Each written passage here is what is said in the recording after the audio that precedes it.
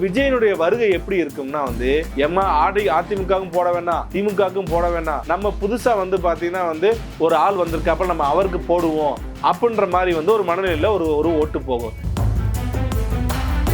விஜயகாந்த் ஓட்ட பிரிக்காரு ஏன்பா ஓட்ட பிரிக்கிறது என்ன ஓட்ட பிரிச்சு இறங்குறதுக்கு அவர் என்ன திருடுனா அப்படிலாம் சிரிச்சுக்கிட்டு விமர்சனம் பண்ணாங்க. ஸோ 8% ஓட்டு பாத்தீங்கன்னா ஆளுங்கட்சிக்கு ஆதரவாக விழுக வேண்டிய அந்த ஓட்டை விஜயகாந்த் அவர்கள் தனியாக பிரிச்ச காரணத்தினால அன்றைக்கு இருந்த அதாவது டிஎம்கே கூட்டணி ஒரு மைனாரிட்டி ஆட்சி அமைச்சு உள்ள வர அளவுக்கு பாத்தீங்கன்னா விஜயகாந்த் அவர்களுடைய வரவு அன்றைக்கு அரசியலே புரட்டி போட்டுச்சு. அதாவது நான் மதசார்பற்ற ஒரு கூட்டணியில் தான் நான் இருப்பேன், மதசார்பற்ற ஒரு கொள்கையை தான் நான் எடுத்திருக்கிறேன், அதனால பிஜேபி அதாவது என்டிஏ கூட்டணிக்கு அவர் வரவில்லை என்பதை பார்த்தீங்கன்னா நேரடியாகவே சொல்லி முடித்து விட்டார்.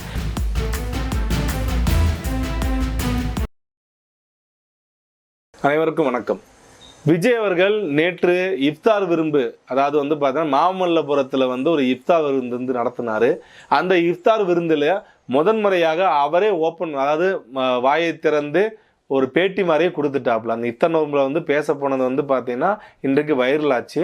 அதாவது நான் மதசார்பற்ற ஒரு கூட்டணியில் தான் நான் இருப்பேன், மதசார்பற்ற ஒரு கொள்கையை தான் நான் எடுத்திருக்கிறேன், அதனால பிஜேபி அதாவது என்டிஏ கூட்டணிக்கு அவர் வரவில்லை என்பதை பார்த்தீங்கன்னா நேரடியாகவே சொல்லி முடித்து விட்டார். அந்த இஃப்தார் நோம்பில் கூட பார்த்தீங்கன்னா இஸ்லாமியர் மட்டும் தான் வரணும், வேற யாரும் உள்ள வரக்கூடாதுன்னு சொல்லி அது கூட சர்ச்சையாகி நிறைய இடத்துல பேசிட்டு இருக்காங்க. ஏங்க இஃப்தார் நோம்பில் இந்துக்களும் கலந்துக்கிறாங்க, கிறிஸ்தவரும் கலந்துக்கிறாங்க, எல்லா அனைத்து கட்சியில் பார்த்தீங்கன்னா அனைவரும் கலந்துக்கிறாங்க. ஏன் விஜய் அவர்கள் முஸ்லீமா இல்லை கூட போன புசியானந்த் அவர்கள் முஸ்லீமா, ஏன் மற்றவங்களாம் கலந்துக்கூடாது, ரெண்டு பேரும் ஒருத்தர் கிறிஸ்டினும் ஒருத்தர் இந்து தானே, அப்போ வெளியிருந்தவங்க ஏன் இந்த மாதிரி பண்ணாங்கன்னு சொல்லி நிறைய கேள்விகள் வருது. அது அந்த கட்சி சார்ந்து எடுக்கிற முடிவு, அதில் போய் நம்ம தலையிட முடியாது, ஆனால் கருத்துக்களை பகிர்ந்துக்கலாம். இப்படியாக தன்னுடைய கூட்டணி முடிவை அவர் என்னன்றதை தெளிவுபடுத்தி விட்டார். இப்படி இருக்கிறப்ப தான் என்ன ஆகுதுன்னா இவர் கூட்டணி இல்லாமல் தனிச்சு நிற்கிறாப்புல என்ன ஆகும். இதுக்கு நம்ம பார்த்தீங்கன்னா கொஞ்சம் ரீவைண்ட் பண்ணி போங்க. 2006 எலெக்ஷன் நடக்குது. கட்சி ஆரம்பித்து பார்த்தீங்கன்னா 1.5 வருடத்துல முதல் முறையாக அனைத்து தொகுதியிலையும் பார்த்தீங்கன்னா வேட்பாளர் போட்டு 234 தொகுதியிலும் வேட்பாளரை நிறுத்தி விஜயகாந்த் அவர்கள் முதலமைச்சர் வேட்பாளராக களமிறங்கிய காலகட்டம் அது. அந்த காலத்தில் பார்த்தீங்கன்னா ஏடிஎம்கேல ஆட்சி நடந்து கொண்டிருந்த சமயம். ஆட்சி நடந்து கொண்டு இருக்கும் பொழுது அவர்களுடைய ஆட்சியில் அதிகமாக விமர்சனம் இல்லாவிட்டாலும் அது ஒரு நல்ல ஒரு ஆட்சியாக தான் தொடர்ந்து கொண்டிருந்தது. அந்த டயத்தில் விஜயகாந்த் அவர்கள் உள்ள என்ட்ரி ஆகிறப்ப என்ன ஆகுதுன்னா ஆளுங்கட்சிக்கு வழக்கம் போல ஒரு எதிர்வினை ஆற்றக்கூடிய ஒரு ஓட் பேங்க்னு ஒன்று இருக்கும். அது பார்த்தீங்கன்னா 8 முதல் 12% ஓட் பேங்க் அப்படியே எதிர்கட்சிக்கு டிரான்ஸ்ஃபர் ஆகும். இல்லை எதிர்கட்சியிலிருந்து பார்த்தீங்கன்னா ஆளுங்கட்சிக்கே பார்த்தா டிரான்ஸ்ஃபர் ஆகும். இல்லைனா ஈவனா அப்படி நிற்கும். ஆனால் மோஸ்ட்லி பார்த்தீங்கன்னா அந்த ஆளுங்கட்சிக்கு உண்டான எதிர்ப்பு மனப்பான்மையுள்ள ஓட்டு ஒரு எதிர்கட்சி போகக்கூடிய ஒரு விஷயமா தான் இருக்கும். அந்த டயத்துல தான் விஜயகாந்த் உள்ள என்ட்ரியை என்ன பண்றாங்கன்னா 8% வாக்குகளுக்கு மேல பார்த்தீங்கன்னா ஓட்டை பிரிக்கிறாப்புல. அது மிகப்பெரிய ஒரு காமெடியாக கூட கொண்டு போனாங்க.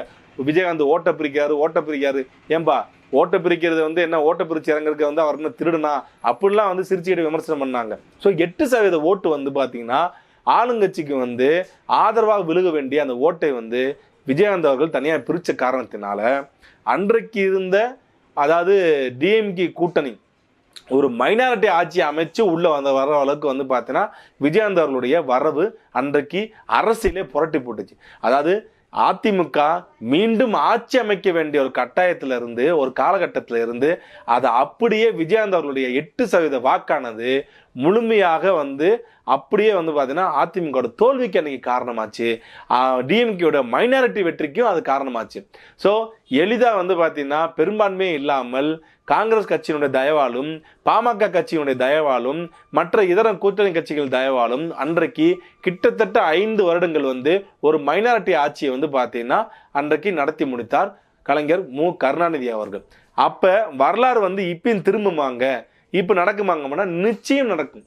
ஒவ்வொரு எலெக்ஷன்லையும் ஒவ்வொரு தேர்தல்லையும் பார்த்தீங்கன்னா அந்த தேர்தலில் ஒரு ஆளுங்கட்சிக்கு எதிரான ஒரு நிலைப்பாடு நடக்கும். அந்த நிலைப்பாடானது ஆளுங்கட்சியிலிருந்து எதிர்கட்சிக்கு விழுக வேண்டிய ஓட்டை வந்து பார்த்தீங்கன்னா ஒரு தடுக்கக்கூடிய ஒரு விஷயமாகவும் நடக்கும். அதே மாதிரி ஆளுங்கட்சிக்கே வந்து பார்த்தீங்கன்னா அது முழுமையாக அப்படியே வந்து பார்த்தீங்கன்னா அவங்க ஆதரவாக இருக்கிற ஓட்டு கூட வந்து பார்த்தீங்கன்னா டிரான்ஸ்ஃபர் ஆகும். அப்போ விஜயனுடைய வருகை எப்படி இருக்கும்னா வந்து எம்மா அதிமுகவும் போட வேணாம், திமுகவும் போட வேணாம், நம்ம புதுசாக வந்து பார்த்தீங்கன்னா வந்து ஒரு ஆள் வந்திருக்காப்ப நம்ம அவருக்கு போடுவோம் அப்படின்ற மாதிரி வந்து ஒரு மனநிலையில் ஒரு ஓட்டு போகும். இன்னொன்று வந்து பார்த்தீங்கன்னா ஆளுங்கட்சி மீது கடுமையான விமர்சனங்கள் எழும் பொழுது அந்த திமுகவை வந்து பார்த்தீங்கன்னா வீழ்த்தியே ஆக வேண்டும் என்ற எண்ணத்தில் வந்து அவர்களுடைய ஒட்டுமொத்த எதிர்ப்பு ஓட்டு வந்து பார்த்தீங்கன்னா விஜய் அவர்களுக்கு போய் டிரான்ஸ்ஃபர் ஆகும். அப்போ விஜய் அவர்களுக்கு டிரான்ஸ்ஃபர் ஆச்சுன்னா வந்து அதிமுக வந்து ஜெயிச்சிருமாங்க, அதிமுக எப்படிங்க ஜெயிக்கும், அதிமுக ஓட்டு போகுமா அப்படின்னா, அதாவது அதிமுக வந்து பார்த்தீங்கன்னா ஒரு ஸ்டாண்டர்டாக வந்து ஒரு ஓட் பேங்கை வந்து பார்த்தீங்கன்னா நடைமுறைத்தக்கூடிய ஒரு கட்சி. அந்த கட்சியானது வந்து இன்றைக்கு பாமக என்ற ஒரு கட்சியோடையும் அமமுக என்ற கட்சியோடையும் பிஜேபி என்ற கட்சியோடையும் ஒரு கூட்டணியை வந்து பார்த்தீங்கன்னா அமைத்திருக்கு. இந்த கூட்டணிக்கு உண்டான ஒரு ஓட் சதவீதம் வந்து பார்த்தீங்கன்னா அது அப்படியே தான் இருக்கும்.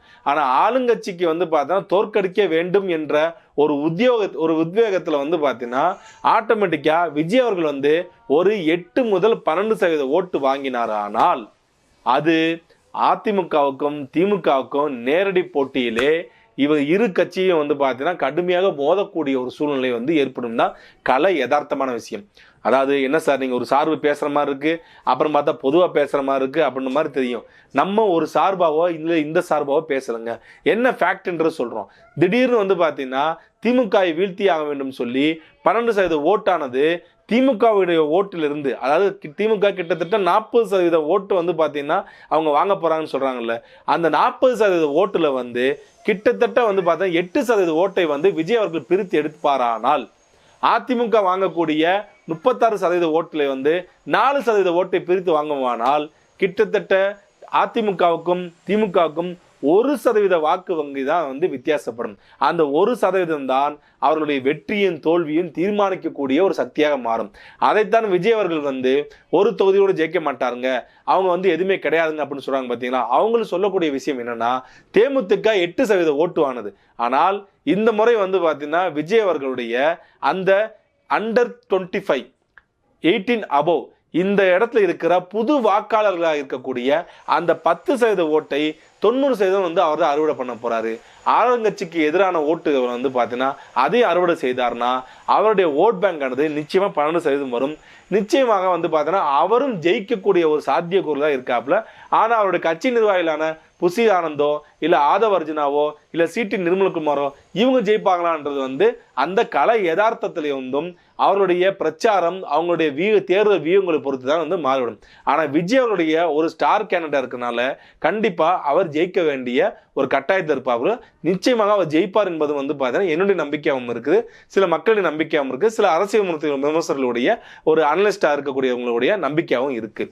அது மட்டும் இல்லாமல் இந்த டிஎம்கே வந்து பார்த்தீங்கன்னா அந்த 40% ஓட்டுல வந்து விஜய் அவர்கள் உருகக்கூடிய ஒவ்வொரு ஓட்டும் திமுகவுடைய வெற்றியை தடுக்கும். ஸோ ஆட்டோமேட்டிக்காக என்டிஏவோட கூட்டணியை வந்து பார்த்தீங்கன்னா வெற்றி பெறுவதற்கு உண்டான வாய்ப்பு, அதாவது சாத்தியக்கூறுகளும் வாய்ப்புகளும் அதிகமாக இருக்கும். இருந்தாலும் தேர்தல் களம் என்பது இன்னும் இருக்கு. 234 கேண்டிடேட்ஸ் வந்து அவங்க எப்படி போட போறாங்க, அதே மாதிரி 234 கேண்டிடேட்ஸ் வந்து டிஎம்கே எப்படி போட போறாங்க, 234 கேண்டிடேட்ஸ் வந்து அதிமுக எப்படி போட போகுது, இதை உள்ளிட்ட எல்லாத்தையும் நம்ம பார்த்துட்டு அடுத்த காணொலியில் இன்னும் டீட்டெயிலாக பேசுவோம். நன்றி, வணக்கம்.